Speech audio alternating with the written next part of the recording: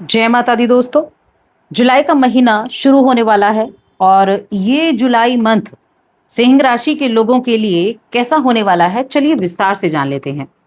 देखिए, इस महीने में अगर हम सबसे पहले ग्रहों की बात करें, क्योंकि कौन सा ग्रह किस राशि में होगा, आपके किस भाव में होगा, उसी के द्वारा आपकी जो दिनचर्या है, आपका जो परिवर्तन है वो आपको दिखाई देगा। सबसे पहले तो आपके राशि के स्वामी की ही बात करते हैं। आपकी राशि के स्वामी अभी मिथुन राशि में है, यानी आपके 11वें घर में। ये 16 तारीख तक वहां है। 16 जुलाई को ये आपके 12वें घर यानी कर्क राशि में प्रवेश कर जाएंगे, जहां पर गुरु बृहस्पति अपनी उच्च की अवस्था में बैठे हैं।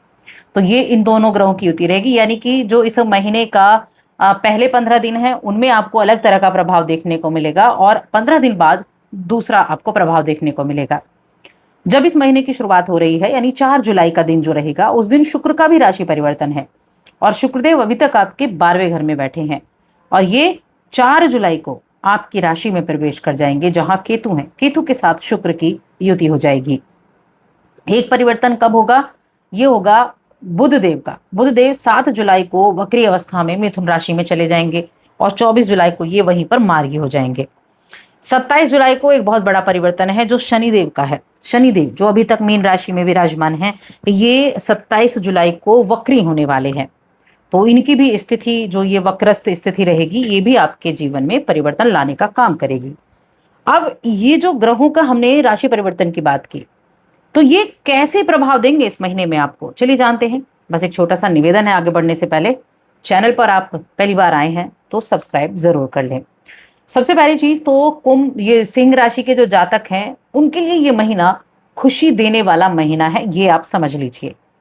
बेहद शुभ महीना ये रहने वाला है। बहुत सारी चीजों में ये आपको पॉजिटिव रिजल्ट देने का काम करेगा।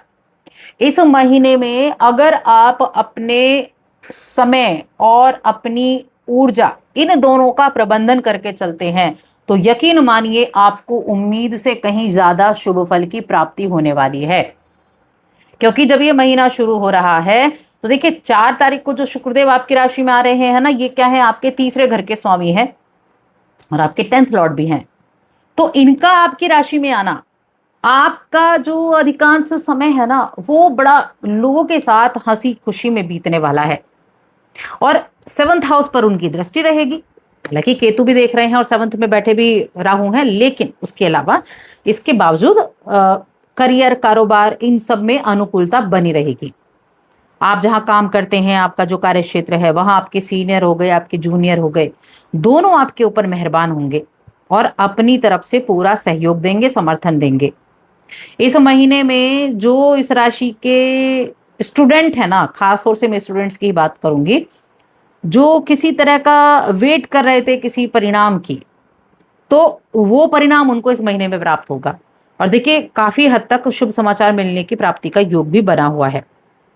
आप जो उच्च शिक्षा की दिशा में प्रयास कर रहे हैं, आप शिक्षा प्राप्त करना चाहते हैं, हायर एजुकेशन के लिए आप कहीं प्रयास कर रहे हैं, तो वो आपके प्रयास भी सफल होंगे। तो यहाँ एक शब्द पर मैंने ज्यादा ध्यान दिया कि जो प्रयास कर रहे हैं, क्योंकि जो चीजें प्राप्त होने वाली हैं ना आपको, वो प्रयास के द्वारा ही प्राप्त होने वाली हैं। इस जुलाई महीने को अगर हम 2 पार्ट में डिवाइड कर दें, एक पहले 15 दिन और एक बाद के 15 दिन, तो जुलाई महीने का दूसरा जो पार्ट है, वो इसके मुकाबले पहले पार्ट के मुकाबले ज्यादा शुभ साबित होगा। क्योंकि आपके मान सम्मान में वृद्धि करने वाला होगा, धन लाभ में वृद्धि करना वाला होगा, व्यवसाय को आगे बढ़ा के चलने वाला होगा, राजनीति से जुड़े लोगों को अहम पद की प्राप्ति हो सकती है और आप बड़ी विश्वसनीयता दिखाएंगे लोगों के बीच में जाकर। ऐसा ये समय आपके लिए रहने वाला है।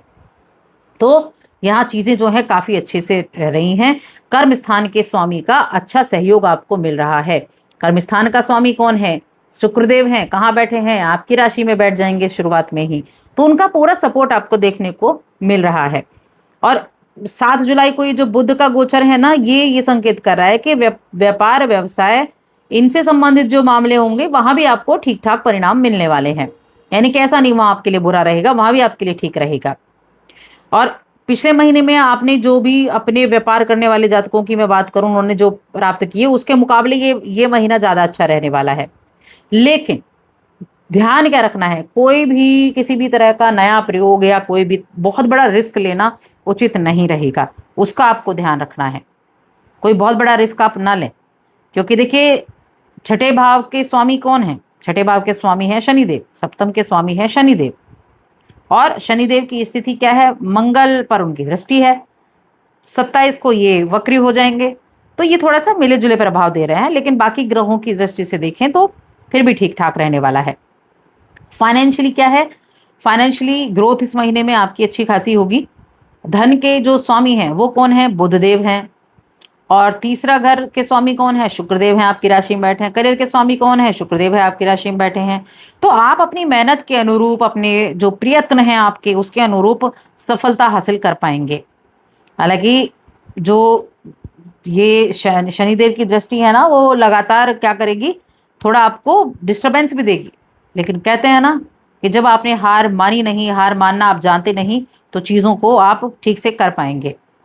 कोई बहुत बड़ा खर्चा नहीं दिखाई दे रहा है, स्थितियां ठीक दिख रही हैं। धन के कारक गुरु बृहस्पति अच्छा सहयोग देते हुए दिखाई दे रहे हैं।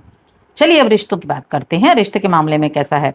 तो पंचम भाव के स्वामी की स्थिति मिलीजुली कही जाएगी। प्रेम संबंध के मामले में ठीक ठाक है, और पंचमेश गुरु बृहस्पति उच्च अवस्था में है, तो एक अनुकूल स्थिति है, लेकिन 12वें घर में है।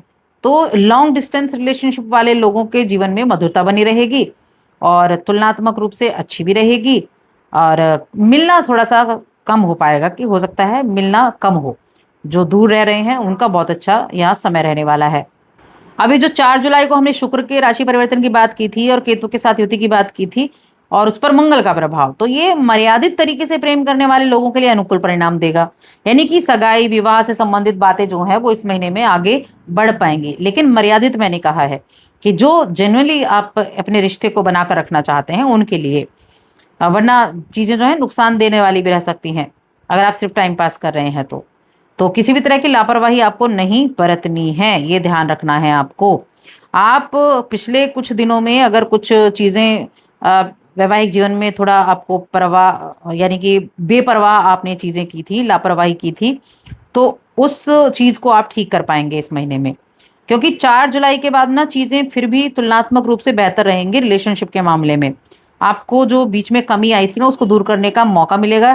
छोटी छोटी बातों का बतंगड़ बनाना बंद करें, ये सलाह मैं आपको जरूर दूंगी। पारिवारिक जीवन की बात कैसी है? पारिवारिक जीवन के लिए देखा जाए तो इस समय में हम देखें तो अष्टम भाव में शनि है, दूसरे भाव पर दृष्टि है, तो कुछ परेशानियां आएंगी, समस्याएं सामने आ सकती हैं, लेकिन उनका समाधान भी मिल जाएगा, क्योंकि अगर आप समझदारी दिखाते हैं तो समाधान उनका जरूर मिलेगा।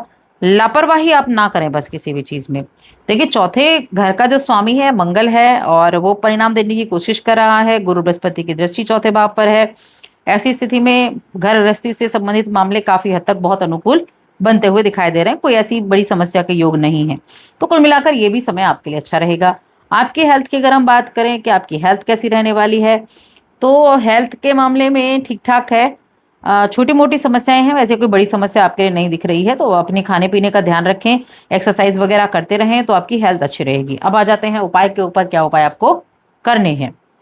अब यहाँ आप जितने लोगों की सेवा करेंगे, सेवा का मतलब ऐसा नहीं काम छोड़कर आप सिर्फ सेवा करना शुरू कर दें, जब मौका मिले तब सेवा करें, जो सेवा के लायक है उसकी सेवा करें, और प्रतिदिन अपने मस्तक पर केसर का तिलक लगाएं, चंदन का तिलक लगाएं, शिव जी की आराधना करें, और हो सके तो प्रत्येक सोमवार के दिन रुद्राभिषेक भी कराएं, या तो करें या कराएं, दोनों में से एक काम आप कर सकते हैं, तो ये कार्य आप करें, और साथ ही चैनल को सब्सक्राइब कर लें।